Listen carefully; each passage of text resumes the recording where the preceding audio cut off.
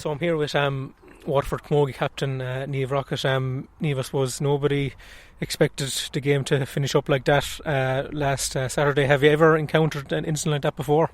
No, I haven't encountered an incident like that before, to be honest with you. Last year for a club game, alright, we were playing a club league final against Cappoquin, and one of our guards tore her cruciate, and there was a delay and the match got called off. And when we went to actually play the replay again in the camogie league final, another one of their girls got a concussion as well, so we ended up not playing the league final at all last year. So look, these things happen, I suppose, and it's about the welfare of the player, but I've never seen it in a senior inter-county game anyway, really. I suppose we need to kind of look at the medics or people that be on site, maybe order them all to our ambulance on site for games. I saw the ladies footballers, they had ambulance on site there, so hopefully we can look into that maybe in the future. Exactly. And how was the dressing room during that delay? I think the game was held up for about a half an hour, I think, before it was announced that it was going to be abandoned. Yeah, look, I think that everyone was such on high emotion and the adrenaline was still in, there was still a lot of us left.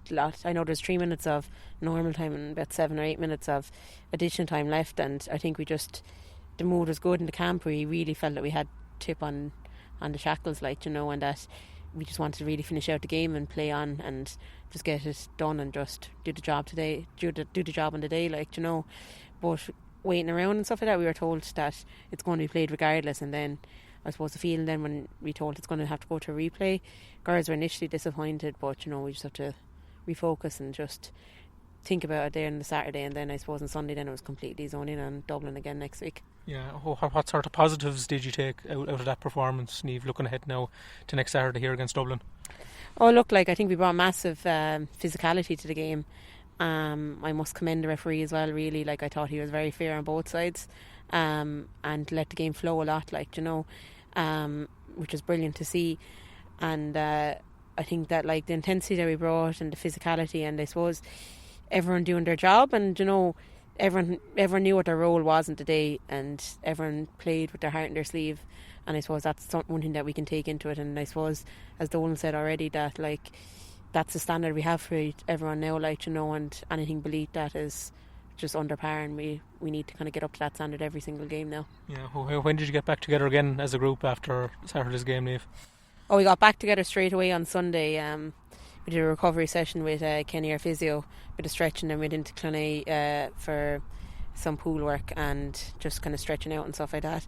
So we had a bit of a talk about it and got everything aired out with each other and any kind of feelings or disappointments, and then we said we'd leave it there and just focus straight away now for Tuesday and Thursday this week on Dublin and the task ahead and the many games that we have coming up as well, Yeah, you've spoken about your knee injuries, I suppose, in the past. Niamh, how much training can you do on a week like this? Only 7-day turnaround now between Tip and Dublin.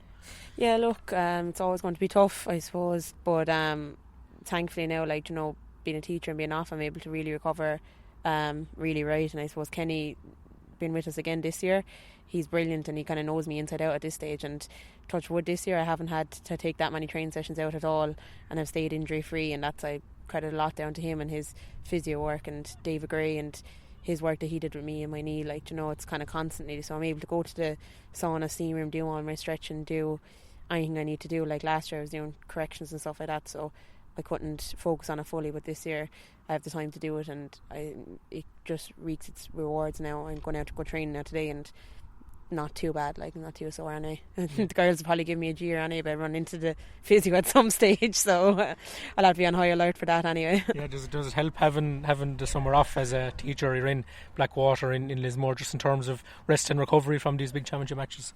Oh yeah, definitely. It really, really helps to when you're being off for the summer, you can go off and you can do your bit of shooting, or else you can come into Walsh Park and prepare for the game, or you can do, it's great, I suppose, being captain this year. I can get down to do the rest and recovery with the different people. I can go down to Waterford and meet up with the girls, or else I go into Clonay some weeks and meet up with the girls then, and all about making that bond. And I suppose, being teacher is a massive advantage, when you can you're just completely focused on it. And I suppose just being able to eat right, prepare right, and mentally, I know Beth would disagree with me, because Beth is she prefers being on the go all the time and not thinking about it. But I suppose you you'd be kept busy anyway all the time doing different things and summer camps and stuff like that. So it's not completely isolating myself anyway. Yeah. Were you looking after any exam classes this year, Niamh, in Blackwater?